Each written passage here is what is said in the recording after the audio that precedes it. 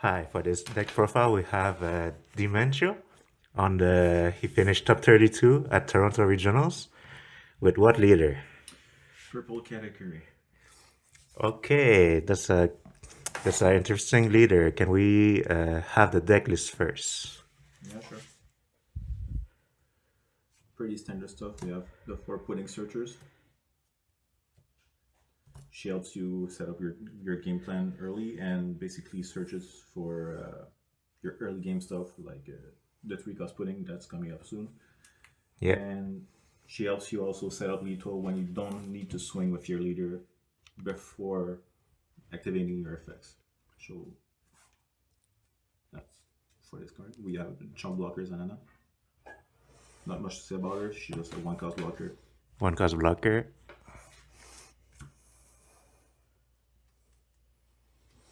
We have the two cost category. This one is pretty good for your 10 down turn most of the time, or unless you're playing against someone that ramps faster than you, like a purple Luffy or maybe a blue purple Luffy as well. On your 10 down turn, you're trying to play one of it plus a category it costs, so you can technically two wake up blocker on the field on the same turn if possible. Yeah, so that's the baby that cheat out the big category. Yeah, exactly. And also, I tend to play it early game on the field, even if I don't have the A plus category, just so people have like a threat to deal with. I'm just baiting an attack or baiting resources to deal with him.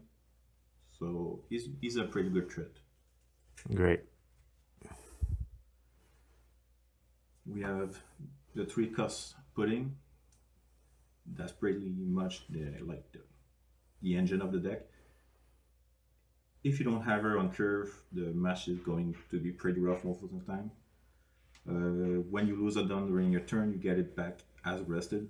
So she enables your leader to swing every turn with no consequences. So you need to mulligan for it? Uh, if you're trying to go for the fast ramp, you're trying to get the pudding as soon as possible on the field to chain it with another card to ramp, or just for general game plan. So most of the time you want to mulligan for it unless you have multiple searchers in your first hand. Okay. We have a tech card, just a blocker, four cost blocker law. Yeah. It's pretty decent in this meta currently because people tend to play the green purple Luffy, the purple Luffy, the blue purple Luffy as well. They tend to have pretty big hand early on in game, and some of them even later game. You get to snipe sometimes some giants, some valuable cards, and when you get to see the top card early on during the game, you can actually try to snipe something that will like ruin the curve of your opponent. So also it's a card that some people forget about it. Yeah, it's a pretty forgotten card right now. It takes people by surprise most of the time. Great. We have the four Bonklays. I don't have much to say about Bonkley. It's just a ramper, a pretty good fucking card. Yeah. A great staple in purple. It's pretty much a staple in purple in every purple list or almost. And whenever you're playing against a big body threat like Teach or blue purple Luffy, he's just massive. Yeah. You have the Peril Sparrow, which is the second, like the second most useful card on deck. You're trying to combo him with the pudding, so when you go on curve, you're trying to go first most of the time with the leader. Going first on your third non turn, you play the pudding. On your fifth non turn, you play the Peril Sparrow. When you attack with the leader, you get to check the top card of your opponent. You get the down back, so you're not losing anything. And after that, since you saw the top card of your opponent's deck, you can activate Peril Sparrow. That lets you call the top card of your opponents, get one done active from it, and also cycle a card as well. So you're actually ramping a card this turn. That's pretty good.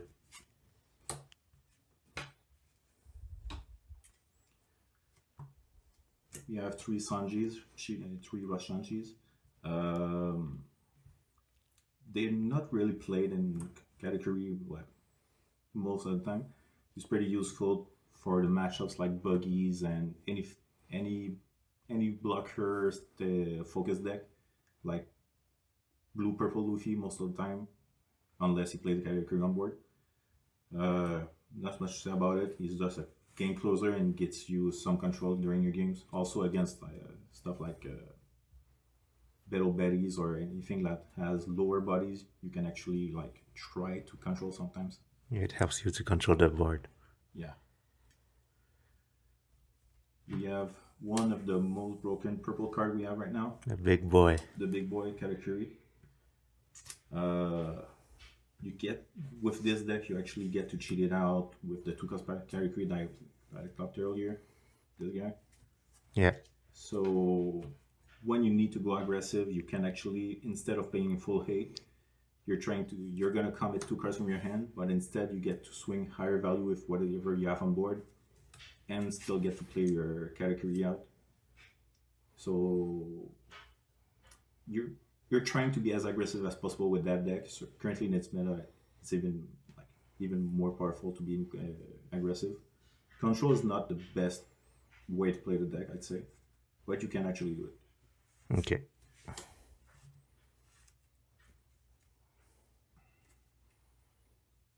We have the Tenmon, The big boss. the big boss. You're trying as soon as you can drop it on the field. You want to drop it, but if you can have like something, at least 1 or 2 unit that gets you down back during your next turn, because otherwise she gets pretty expensive to play with from her second effect. You done -5 to get a +2k during your opponent's turn for the whole turn. But -5 is kind of steep, so on your next turn, since you need to go -1 for your leader to know the top card of your deck, and -5 from the big mom, you actually go -6. So on your next turn, you're starting at 4, going to 6. Could be rough if you have categories and stuff like that lets you get some down backs from it. She gets pretty good value. Otherwise, you might get behind from it. And other than that, she's just a 12k rusher that cannot be dealt with besides, I'd say, maybe Red Rocker. That's about it. How often will you use her second ability? Almost never, unless you're in a critical point. If you're on the verge of dying, or if you need to close game on the next turn and you know you have enough dons and characters on board to go, use it. But most of the time, you're trying not to use it. She's a big body rush. Yeah, she's just a big rusher. Okay. You have Strusen, the 2k. He's technically a finisher. Sometimes he helps you control the early game as well, but since he dons -1 to during the game, you tend to use it on your last turns. For people that doesn't know, can you explain his effect? His effect is basically done -1, you rest him. You call the top card of your opponent's deck. If you get it right, you get to rest one of his character with a cost of 4 or less. So most people don't expect this card because they don't know the matchup really pretty well. But it's a staple card in every single build. Helps you close games, gets you a bit of control. He's pretty versatile, and if you have the 8-cost character on board, you get to restand him at the end of your turn, so you're always safe with it. And people will have to they will have to go out of their way to deal with the Strusen. Yeah. We have 2 decuplets, just a vanilla 2k. I never played it on the field, just a 2k searchable. Nothing. Searchable with pudding, right? Yeah, she's searchable with pudding, and the searcher event that will come soon. Okay. We have 2 Black Marias. Yeah. She's basically here to fix the fact that you're done -6 with the big mom when you're in need. I actually never used the Black Maria in the whole day, but if I need to, I know I have the option, and she's also searchable because she's an animal became the pirate. And a 2k. Yeah, and obviously she's a 2k. And by the way, on this list, I'm only running 8 2ks. Okay. We have 4 searcher events. Just a pretty good card in general. The trigger activate mains, so you get to search pretty much anything you need during your opponent's turn when you hit in trigger. It's pretty good, came up a lot. And we have two slow beams. The slow beam. This card tends to be forgotten a lot. Yeah. It's one of the most powerful purple event cards beside of Giants, obviously. And I don't get to play Giant because I'm not a Straw Hat leader. So the slow beam helps you dealing with bigger boards when they have like a blue purple Luffy, when they do cheat like two bodies on the field at the same turn. On your next turn, you actually get to deal like with both body in one attack, so it's pretty nice. Can you remind us the effect? The effect of this card is basically during your opponent's turn, when he declares an attack, down -1, you get 2k power for the battle on target character or leader, and you get to rest any of his character. No cost restriction whatsoever. Okay, that might get some people by surprise. Yeah, it does, and also it helps you like resting some blockers during his turn. Gets him like by surprise sometimes, and maybe they're thinking they're safe, but in reality they're not. And it was the trigger already? The trigger is only ramp 1 done if you have it in life. Okay. You only want to ramp 1 done if you're going on second curve and you have another way to ramp earlier in the game. If you do go second and have this in life, you get to your 8 down turn on your down 3 technically.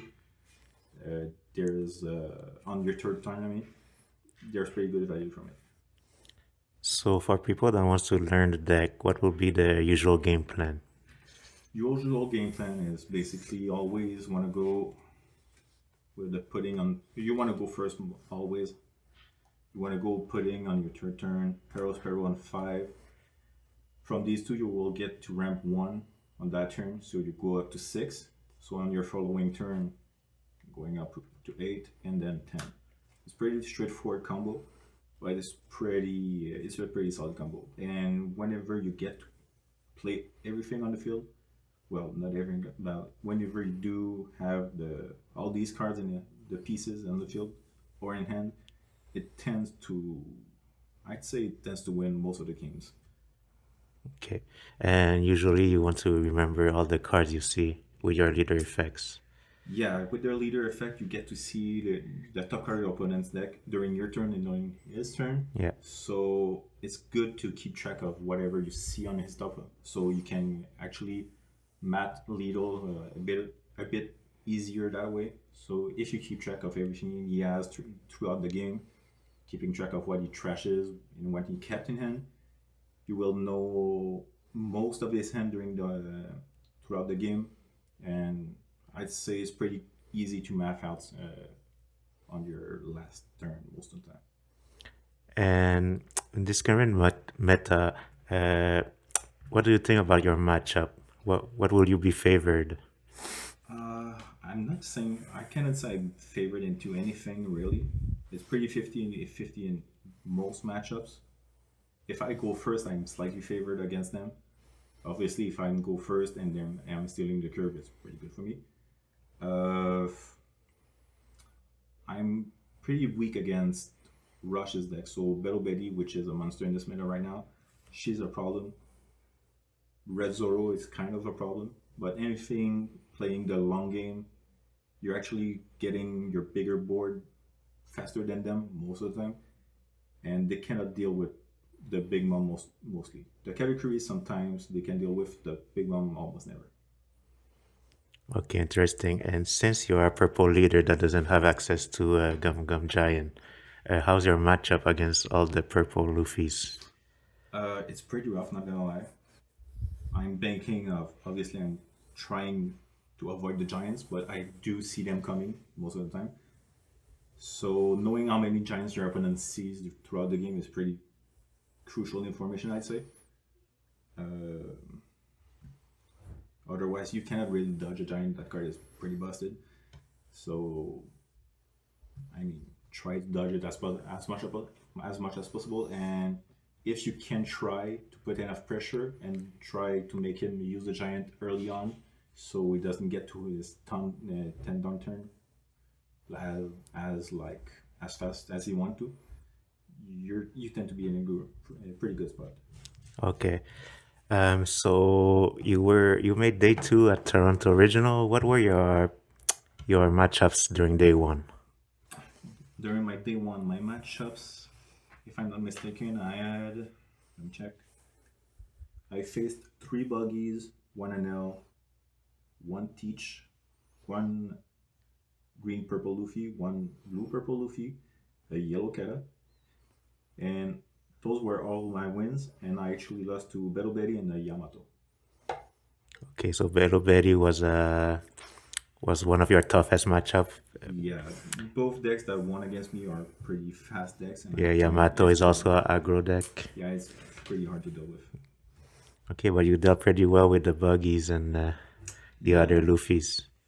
I mean, I have a knowledge against them that most people are running these decks, so it's pretty straightforward what you're to expect from them.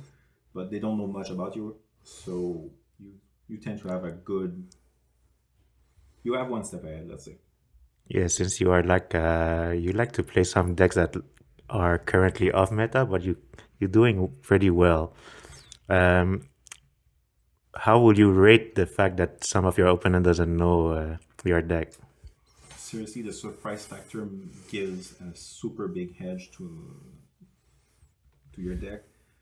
I'd say maybe 8 out of 10 games when I sit in front of someone, they laugh. They need to check my leader. They don't know anything about it. Everything I play, they question. They have a question mark. They don't know whatsoever. Besides, obviously, the Eka stacker because he's playing other decks. Otherwise, they're pretty much clueless about the rest. So I'd say that's a pretty good start to have.